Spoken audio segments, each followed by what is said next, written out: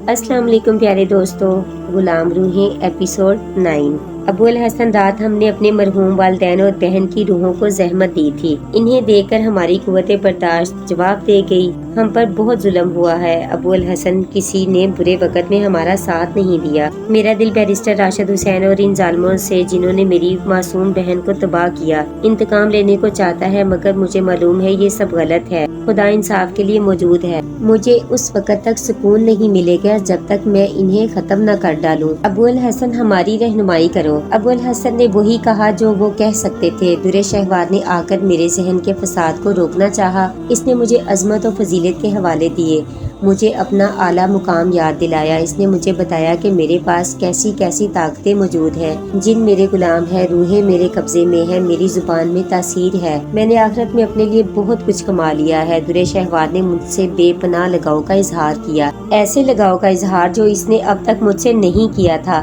اس کی آنکھوں میں آنسو آ گئے۔ میں اس کی یہ حالت حیرت سے دیکھتا رہا اور میرے دل میں نامعلوم سے جذبے بیدار ہوئے۔ میں نے درِ شہوار کو پوری طرح دیکھا۔ وہ حسین و جمیل لڑکی، حور شمائل، زہرہ جمال، پری پیکر دوشیزہ میرے لیے رو رہی تھی۔ میں نے اس کا ہاتھ پکڑ لیا۔ درِ شہوار، میں نے جذبات بھرے لہجے میں کہا، دوری میرے پاس سے چلی جاؤ، میرا نفس مجھے ورگلا رہا ہے، میں تمہارے زہد شکن حسن سے متاثر ہو رہا ہوں، چلی جاؤ، تم بہت حسین ہو، میری فضیلت سے زیادہ بدتر تمہارا حسن ہے۔ میرے ان کلمات پر درِ شہوار کے چہرے پر کئی رنگ آئے۔ اس نے میرے ہاتھ کو بوسہ دیا اور وہاں سے چلی گئی۔ جب وہ چلی گئی تو پھر تنہا رہ گیا اور مجھ پر اپنے سرکش جذبات کا غلبہ ہو گیا جو گزشتہ رات سے مجھے پریشان کیے ہوئے تھے۔ دن چڑھنے لگا تھا اور لوگوں کی آمد پہاڑی پر شروع ہو چکی تھی، مگر میں نے آج ان سب سے ملنے سے انکار کر دیا۔ ابو الحسن نے مجھے آ کر سمجھایا، جنوں کا ایک پورا گول میری عیادت کو آیا۔ میں نے ان سب کو اپنے حجرے سے باہر نکال دیا۔ لوگ شام تک میرے انتظار میں بیٹھے رہے، میں حجرے سے باہر نہیں گیا۔ یقیناً وہ سب میری اس اچانک تبدیلی پر حیران ہو گئے۔ ابو الحسن نے بڑی مشکل سے انہیں رخصت کیا۔ عقیدت مند مجھے ایک نظر دیکھ لینے کے لیے ابو الحسن سے لڑنے لگے۔ اندر میں باہر کی تمام آوازیں سن رہا تھا۔ پورا دن میں نے تنہائی میں گزارا اور ان خیالات میں ڈوبا رہا جو رات سے میرے ذہن پر حاوی آ گئے تھے۔ میں شام کو ابو الحسن کی قیام گاہ پر نہیں گیا۔ میں نے مغرب اور عشاء کی نماز بہت دنوں بعد تنہائی میں ادا کی۔ رات ہوئی تو میں نے ایک فیصلہ کر لیا تھا، وہی فیصلہ جو میری عمر کا کوئی شخص بھی ایسے حالات میں کرتا۔ میں نے اپنے انتقام کے لیے ذہن میں دلیلیں تراش لی تھی۔ جب تک میں ان ظالموں کو ان کے کیے کی سزا نہیں دوں گا، میری عبادتوں میں خلل آتا رہے گا۔ میں نے طے کر لیا تھا کہ ان لوگوں کو کیفر کردار تک پہنچانے کے بعد میں کامل سکون سے عبادت میں لگ جاؤں گا، اور اگر یہ کوئی گناہ ہے تو میں نے اپنے خدا سے باقی تمام زندگی اس کی معافی چاہنے میں گزار دوں گا۔ رات کو میں نے وہی جلالی وظیفہ پڑھا جس سے الماس آ جاتی تھی۔ کل کی طرح مجھے الماس کو بلانے میں کوئی پریشانی نہیں اٹھانا پڑی۔ بہت آسانی سے میں نے الماس کو طلب کر لیا۔ اس نے آتے ہی مجھ سے پوچھا، میرے لیے کیا حکم ہے؟ مجھے بیرسٹر راشد حسین کے بارے میں بتاؤ۔ الماس ایک لمحے کے لیے خاموش ہوئی۔ بیرسٹر راشد حسین بہت آسودہ زندگی گزار رہا ہے۔ اس کی 2 لڑکیاں اور 2 بیویاں ہیں۔ ایک لڑکی سمندر پار اپنے شوہر کے ساتھ ہے، اس کا نام رشیدہ ہے۔ دوسری لڑکی سمینہ زیر تعلیم ہے۔ رشیدہ 2 بچوں کی ماں بن چکی ہے اور اپنے گھر میں بہت خوش ہے۔ راشد حسین ایک عیاش طبع اور ظالم شخص ہے۔ وہ بس میں نے اس کی بات کاٹ کر کہا، رشیدہ کو سمندر پار سے اس شہر میں بلا لو، اس میں وقت درکار ہوگا۔ الماس نے کہا، ٹھیک ہے الماس، میں اس خاندان کو تباہ حال دیکھنا چاہتا ہوں، میں انہیں سزا دینا چاہتا ہوں، بیرسٹر راشد حسین کو اس کی بدعمالیوں کی سزا، یہ سزا طویل اور بہت شدید ہونی چاہیے۔ میں نے غصے میں کہا۔ الماس کے چہرے پر ابھرنے والا اضطراب اس بات کی غمازی کر رہا تھا کہ اسے میرے حکم پر خیرت ہوئی ہے۔ وہ گنگ سی کھڑی مجھے تکتی رہی۔ میں نے اسے دوبارہ مخاطب کیا، سنا تم نے؟ میں سن چکی ہوں اے نیک بزرگ، الماس نے اداسی سے جواب دیا۔ میں نے دیکھا کہ اس کے حسین چہرے پر ہزاروں پریشان تاثرات ابھر آئے ہیں۔ یہ سزا سمینہ سے شروع کی جائے۔ سمینہ کی عمر وہی ہے جو میری بہن کی تھی۔ میں چاہتا ہوں کہ بیرسٹر راشد حسین اپنی رسوائی کا تماشا خود اپنی آنکھوں سے دیکھے۔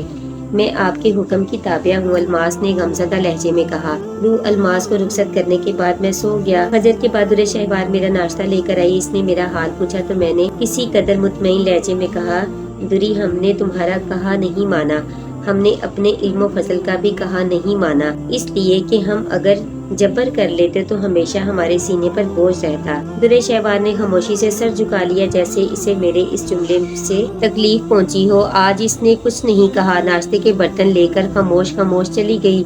میں نے صبح سے شام تک لوگوں سے ملاقات کی اور حشاش بشاش رہا۔ شام کو میں ابوالحسن کے گھر بھی گیا۔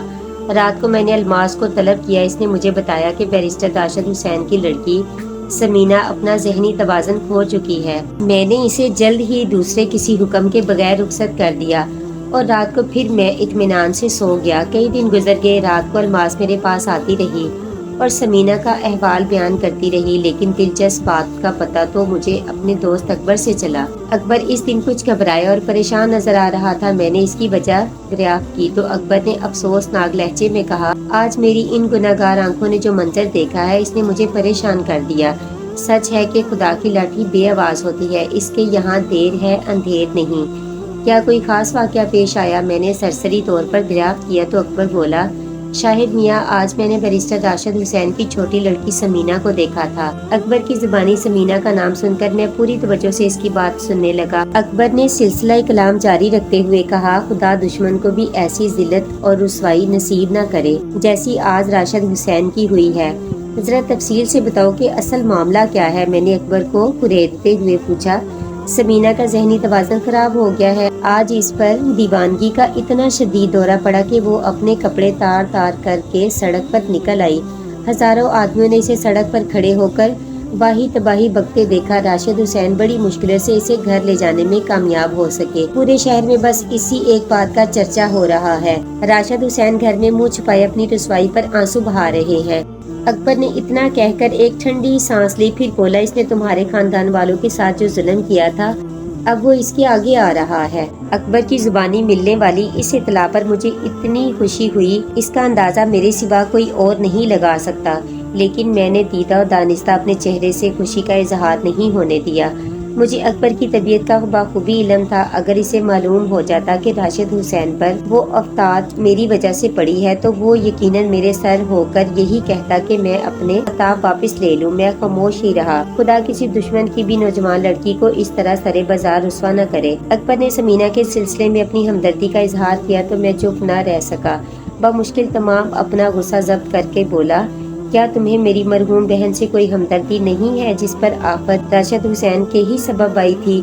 وہ بھی تو اسی طرح رسوا ہوئی تھی، بلکہ اس سے زیادہ۔ وہ صرف تمہاری نہیں میری بھی بہن تھی۔ شاہد میاں، خدا کسی کو بھی اس قدر رسوا نہ کرے۔ اس خیال سے کہ کہیں اکبر اپنی ہمدردی کے جذبے کے تحت سمینہ کے سلسلے میں مجھ سے کسی مدد کی درخواست نہ کر بیٹھے، میں نے گفتگو کا رخ بدل دیا۔ اکبر خاصی دیر تک بیٹھا ادھر ادھر کی باتیں کرتا رہا، مجھے اپنے کاروبار کے بارے میں بتاتا رہا جو روز بروز ترقی کر رہا تھا، مگر جب بھی سمینہ کا ذکر چھیڑتا میں اسے دوسری باتوں میں الجھا دیتا۔ اکبر چلا گیا تو میں نے سکون کا سانس لیا۔ مجھے ابھی رشیدہ اور اس کے شوہر کا انجام دیکھنا تھا۔ رات کو جب میں نے الماس کو طلب کیا تو اس نے مجھے بتایا کہ بیرسٹر راشد حسین تمام بڑے ڈاکٹروں اور عاملوں کو دکھا چکا ہے، لیکن کوئی افاقہ نہیں ہوا۔ میں اپنی اس طاقت پر جس قدر بھی خوش ہوتا کم تھا۔ مجھے معلوم تھا کہ اس علاقے میں کوئی شخص ایسا نہیں جو سمینہ کے ذہنی توازن کو درست کر سکے۔ یہ میری فضیلت کی تصدیق تھی۔ روزانہ میں الماس سے سمینہ کا احوال سنتا رہا، لیکن ایک شب مجھے الماس نے بتایا کہ سمینہ درست ہو چکی ہے، سمینہ ٹھیک ہو چکی ہے۔ میں نے حیرت سے پوچھا، یہ کس طرح ممکن ہوا؟ اسے ایک پنڈت نے ٹھیک کر دیا ہے، اس کے پاس غیر معمولی طاقتیں ہیں، وہ اپنے مذہب کا ایک پہنچا ہوا عالم ہے، اس کے پاس بہت سے منتر اور روحوں کو ابتلا کا توڑ ہے۔ الماس نے بے نیازی سے جواب دیا، وہ کون پنڈت ہے؟ اس کا نام کیا ہے؟ میں نے تشویشناک انداز میں پوچھا۔ اس کا نام اونکار ناتھ ہے۔ اونکار ناتھ؟ میں اچھل کر کھڑا ہو گیا۔ اونکار ناتھ نے اسے درست کر دیا؟ نہیں، وہ ایک معمولی پنڈت ہے، اسے جادو منتر آتا ہے۔ الماس، کیا یہ صحیح ہے؟ میں جو کچھ کہہ رہی ہوں درست ہے۔ جب سب لوگ ناکام ہو چکے تو بیرسٹر راشد حسین نے اسے سمینہ کو دکھایا اور اس نے اس کا توڑ کر لیا۔ کیا اب تم کچھ نہیں کر سکتی؟ میں نے بے نیازی سے کہا، یقیناً میں سب کچھ کر سکتی ہوں، مگر اونکار ناتھ پھر اس کا توڑ کر دے گا اور یہ سلسلہ اس وقت تک جاری رہے گا جب تک آپ ہی کوئی قدم نہ اٹھائے۔ مجھے معلوم ہے کہ آپ جو چاہیں کر سکتے ہیں، تم جا سکتی ہو۔ میں نے اسے حکم دیا، पंडित ओंकारनाथ मेरे जहन पर इस तरह छाया कि मैं इस रात कुछ सोच ही न सका। ओंकारनाथ ने फिर एक दफा मुझे चैलेंज किया था। मुझे इसे बताना ही होगा कि मियाँ साहब ने मुझे क्या बख्शा है, मैं क्या हूँ। ये पंडित तो गिरेबान तक आ रहा है। अब दरगुजर करने और बर्दाश्त करने का वक्त गया। अगर यही सूरत रही तो ये पंडित सर पर चढ़ता आएगा। मैंने फजर के बाद एक और वजीफा शुरू किया। जब तक पहाड़ी पर लोग जमा नहीं हो गए मैं यही वेट करता रहा। मेरा नाश्ता दुरे शहवार रखकर चली गई थी। कोई 7 बजे मैं हुजरे से बाहर आया। मुझे यकीन था कि समीना फिर अपना ज़हनी तवाज़ुन खो चुकी होगी। ओंकारनाथ आज शाम या कल सुबह मेरी मदद लेने जरूर आएगा, इसका मुझे यकीन था। पहाड़ी पर हंसते मामूल लोगों का हजूम था। मैं जब हुजरे से बाहर आया तो रोजाना आने वाले 2 अकीदतमंद रहीम खान और शमशीर अली ने बेताबाना सबसे पहले उठकर मेरे हाथों को बोसा दिया। थोड़ी देर पहले जिस मजमे में हल्की हल्की सरगोशियों की आवाजें उभर रही थी, अब वहाँ मेरी आमद के बाद मुकम्मल खामोशी थी। मैंने एक दायराना नजर मजमा पर डाली। जितनी निगाहें जो मेरी सिमत उठी हुई थी झुक गईं। मैंने अपने लिए ये अकीदतें देखकर दिल में खुदा का शुक्र अदा किया और दुआ मांगी, ए कायनात के खालिक, ए खुदा, कोई शुबा नहीं, जिसे तू चाहे इज्जत दे, जिसे चाहे जिल्लत दे। ए मेरे परवरदिगार, मेरे कल्ब को अपने नूर से मुनव्वर रख, मुझे रास्ते की तौफीक दे और इन मुसीबत ज़दा लोगों के दुख दूर कर। ये लोग मेरे पास बड़ी उम्मीदें लेकर आए हैं। अपने दिल में ये दुआ मांगकर जब मैं एक तरफ बैठ गया तो रहीम खान और शमशीर अली ने रोजाना के मुताबिक हाजरीन को सब्र तहम्मुल की तलकीन की। मियाँ साहब के जमाने से इन दोनों ने बस खुद ये काम संभाल लिया था। मजमे में खामोशी, सुकून और नज़म बरकरार रखने का काम इन्हीं का था। बहुत कम ऐसा हुआ था कि उन्होंने नागा किया हो। इनकी अदम मौजूदगी में अबुल हसन ये काम करते थे। वैसे अबुल हसन आमतौर पर इन लोगों के सामने ही रहते। किसी को मालूम नहीं था कि अबुल हसन एक बुजुर्ग जिन है। और सिर्फ अबुल हसन ही नहीं, इस पहाड़ी पर बसने वाले बहुत से जिन मजमे में शामिल हो जाते। रहीम खान और शमशेर अली के रवैये से आज तक किसी को शिकायत नहीं हुई थी। शाम को ये दोनों आम लोगों के साथ वापिस चले जाते। आने वालों में अक्सरियत इन लोगों की थी जो सिर्फ इबादत करने यहाँ जमा हो जाते। ये सब मेरे इशारे के मुंतज़िर रहते और हजार बहाने मेरी खिदमत के ढूंढते। मियाँ साहब के मना करने के बाद कहीं ये लोग बाज आए थे, वरना यहाँ कोई फूल लेकर आता तो कोई नजराने, कोई चढ़ावा या इनकी जरूरत की कोई चीज। मियाँ साहब के वसाल के बाद इन लोगों ने ये सिलसिला मेरे साथ भी शुरू किया, मगर मैंने सख्ती के साथ ताकीद करती थी कि ये पहाड़ी नजराने, फूल और तोहफे तहायत की जगह नहीं है। सिर्फ मोहब्बतें काफी हैं, सिर्फ अकीदतें बहुत हैं। सो मैंने वो आंखें देखी हैं जिनमें मेरे लिए फना होने की आमादगी मौजूद होती, और मैंने वो चेहरे देखे हैं जो मेरे चेहरे के तासुरात से चमक पाते या मुरझा जाते। ये लोग मेरे लिए जीते मरते थे। कौन इस दुनिया में किसी से इतना रब्त रखता है, और मैं समझता हूँ कि मेरी तख्लीक इन लोगों के लिए हुई है। जब मैं इन सितम रसीदा लोगों के साथ बैठता तो इनका हो जाता और मुझे महसूस होता कि मैं एक अजीम मकसद की खातिर जिंदगी गुजार रहा हूँ। मेरे हाथ आसमान की तरफ उठते तो रोती हुई बूढ़ी औरतों को करार आ जाता। गमज़दा और मजलूम चेहरों पर मुसरत की लहर दौड़ जाती। मैं इस दिन सुबह से शाम तक इन लोगों की रुदाद गम सुनता रहा। इस दिन मुझे शिद्दत से किसी का इंतजार था। इतनी मसरूफियत के बाद भी मैं ओंकारनाथ को भुलाने में कामयाब न हो सका। मुझे यकीन था कि ओंकारनाथ को जब समीना का ज़हनी तवाज़ुन बिगड़ जाने की खबर मिलेगी और जब वो अपने जंतर मंतर में नाकाम हो जाएगा तो मेरे पास मदद लेने जरूर आएगा। मगर असर गुजर गई, शाम हो गई और पहाड़ी इंसानों से खाली हो गई। ओंकारनाथ नहीं आया। इस बात से मुझे तशवीश में डाल दिया। मगरिब के वक्त मैं अबुल हसन की तरफ निकल गया। नमाज मगरिब मैंने पहाड़ी के अजन्ना के साथ पढ़ी। वो हस्बे मामूल मेरे करीब जमा हो गए, लेकिन इस दिन मैंने इनसे कोई बात नहीं की। मैं सीधा अबुल हसन के घर आ गया और एक पलंग पर दराज हो गया। दूरे शहवार मेरी ये हालत देखकर दौड़ी दौड़ी मेरे पास आई। आपकी तबीयत तो ठीक है? इसने मोहब्बतों के साथ पूछा। हाँ दुरी, तबीयत ठीक है, लेकिन बस जरा जी नहीं लग रहा। मैंने नींद दिली से जवाब दिया। क्या बात है, आपने दोपहर का खाना भी नहीं खाया? वो मेरे सर के करीब खड़ी हो गई। आप मुझे भी नहीं बताएंगे? इसका जुमला न जाने क्यों मुझे अच्छा लगा। ऐसे जुमले यकीनन मेरे लिए फरहत का बायस होते थे। मैंने इसे मायने खेज नजरों से देखा। मेरे इस रवैये पर इसकी पलकें झुक गई। मैंने इसका नर्मो नाजुक हाथ अपने हाथ में ले लिया। दुरी बाजों का जी चाहता है कि अपने नफ्स की तमाम तर साजिशों से तुम्हें आगाह कर दूं। मैं सोचता हूँ कि काश मैं एक आम आदमी ही होता। غالباً اس فضیلت کا متحمل نہیں ہو پا رہا ہوں۔ میاں صاحب نے جس سے مجھے نواز دیا ہے، میرے اندر کوئی کھوٹ ضرور ہے۔ نہیں، آپ ان دنوں الجھنوں میں گرفتار ہیں۔ ایسے آزمائشی لمحے ضرور آتے ہیں۔ آپ مجھے سب کچھ بتا دیا کیجئے، کسی کو بتانا ضروری ہوتا ہے۔ آپ ایک جلیل القدر بزرگ ہیں، آپ کے اندر کوئی کھوٹ نہیں۔ کھوٹ تو باہر کی دنیا میں ہے، وہی شیطانی قوتیں نیک لوگوں کو پریشان کرتی رہتی۔ درِ شہوار نے میرے ہاتھوں کو بوسہ دیتے ہوئے کہا، دری، تمہاری قربت اور تمہاری گفتگو میں بہت مٹھاس ہے۔ مجھے ایک ایسے شخص کی ضرورت شدت سے محسوس ہوتی ہے جو میرے اندر کے فشار پر مجھے ٹوک سکے۔ یہ سبھی لوگ میری عزت کرتے ہیں، مجھے ان لوگوں میں اپنے قد کی طوالت سے اکثر بڑی الجھن ہوتی ہے۔ میں تنہائی محسوس کرنے لگتا ہوں۔ تم دری، مجھے چھوٹے میاں صاحب نہ سمجھا کرو۔ اکبر میرا دوست تھا، مگر وہ بھی عموماً مجھ سے بچھڑ گیا۔ اس کے انداز میں بھی میرے لیے قدر و منزلت آ گئی۔ تم بھی وہی کرتی ہو۔ اس عزت و تکریم سے میرا دم گھٹنے لگتا ہے۔ میں نے درِ شہوار سے جذباتی لہجے میں کہا، دری، کم از کم تم سے اس برتاؤ کا طالب نہیں ہوں۔ میں نے محسوس کیا کہ درِ شہوار کا چہرہ میری اس جذباتی گفتگو سے سرخ ہو گیا ہے۔ اس کے ہاتھ میں ایک جنبش ہوئی اور میں نے تشنگیوں کی تمام حسرتوں کے ساتھ اس کی آنکھوں میں دیکھا۔ وہاں مجھے ایک سمندر نظر آیا۔ میں نے اس کی جھلملاتی آنکھوں میں صرف اپنا چہرہ دیکھا۔ میرے لیے یہ لذت بالکل نہیں تھی، مجھ پر ایک عجیب سی کیفیت طاری تھی۔ دری کی اس کیفیت میں بات ہی کچھ اور تھی۔ پھر اچانک مجھے نہ جانے کیا خیال آیا۔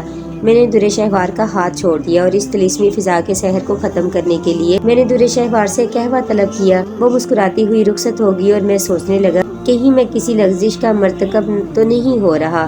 مجھے زیادہ سوچنے کا موقع نہیں ملا۔ ابو الحسن آگے آتے ہی انہوں نے میری مزاج پرسی کی اور میری بدلی ہوئی حالت پر تشویش کا اظہار کیا۔ ابو الحسن بہت دبے لہجے میں میری گزشتہ روز کی گوشہ نشینی کی شکایت کی۔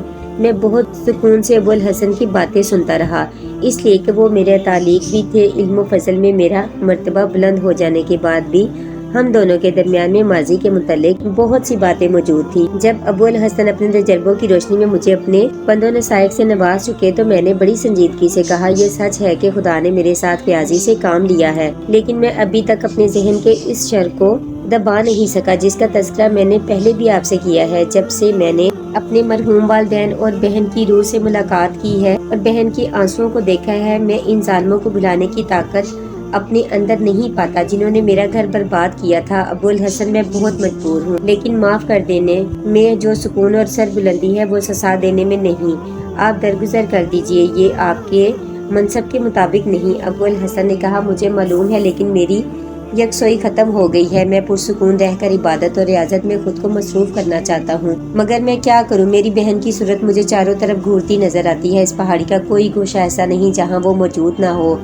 میری باتوں سے ابو الحسن کے چہرے پر تشویش کے تاثرات ہر لمحے گہرے ہوتے جا رہے تھے۔ انہوں نے ایک بار میرے ارادے سے مجھے باز رکھنے کی کوشش کی، مگر جب میں نے اپنی دلی کیفیت ذہنی انتشار کرب اور اضطراب سے بیان کیا تو ابو الحسن متاثر ہوئے بغیر نہ رہ سکے۔ درِ شہوار قہوہ لے کر آ گئی تھی۔ ابو الحسن نے اس کے سامنے بات جاری رکھنے میں کچھ تامل کیا، مگر میں نے درِ شہوار کے سامنے انہیں گفتگو کرنے کی اجازت دے دی۔ آپ بزرگ ہیں، آپ کا مرتبہ اور بلند ہو۔ ابو الحسن نے نیاز مندی سے کہا، میری ایک درخواست ہے، ظالموں کو کیفر کردار تک پہنچانے کی خدمت میرے سپرد کیجیے، میں وہی کروں گا جو آپ چاہتے ہیں۔ نہیں ابو الحسن، میں اس معاملے میں کسی کو درمیان میں نہیں ڈالنا چاہتا، خود نمٹنا چاہتا ہوں۔ عشاء کا وقت ہو چلا تھا، میں نماز کے بعد وہاں سے چلا آیا۔ درِ شہوار مجھے دروازے تک چھوڑنے آئی۔ چلتے وقت اس سے میری کوئی بات نہیں ہوئی۔ حجرے میں آ کر میں نے طوطوں کے پنجرے میں پانی ڈالا اور ایک وظیفے میں مصروف ہو گیا۔ عبادت سے مجھے سکون ملا، لیکن پھر مجھے خیال آیا کہ الماس کو طلب کرنا چاہیے۔ میں نے کوئلے دہکائے اور خوشبو سے تمام حجرے کو معطر کر دیا۔ الماس کی روح جلد ہی میری طلبی پر حاضر ہوگی۔ میں نے اسے سمینہ کی حالت کے متعلق دریافت کیا۔ اے نیک بزرگ، سمینہ کی حالت آپ کے صبح کے عمل کے بعد بہت خراب ہے۔ آپ کے موکلوں نے سمینہ کی ذہنی حالت کو دوبارہ ابتر کر دیا ہے۔ وہ اپنا توازن کھو بیٹھی ہے۔ لیکن کیا؟ میں نے الماس کو خاموش ہوتے دیکھا تو متعجب ہو کر پوچھا، الماس، تم نے اپنا جملہ نامکمل کیوں چھوڑ دیا؟ میں آپ کو یہ بتانا چاہتی تھی کہ ان کارنات پھر سمینہ کو درست کرنے میں مصروف ہے۔ سمینہ کو ہوش میں لانے کے لیے اس وقت بھی اپنے جنتر منتر آزما رہا ہے۔ کوئی عجب نہیں کہ وہ پھر کامیاب ہو جائے۔ کیا مطلب؟ میں نے خفگی سے کہا، الماس کی تم کیا کہہ رہی ہو؟ کیا تم یہ باور کرانا چاہتی ہو کہ ان کارنات اس علاقے میں میری رسوائیوں کے در پہ ہے؟ کیا اسے میری توہین کی جرت ہو گئی ہے؟ کیا اس کا انداز میرے ضمن میں بہت ہی جارحانہ ہے؟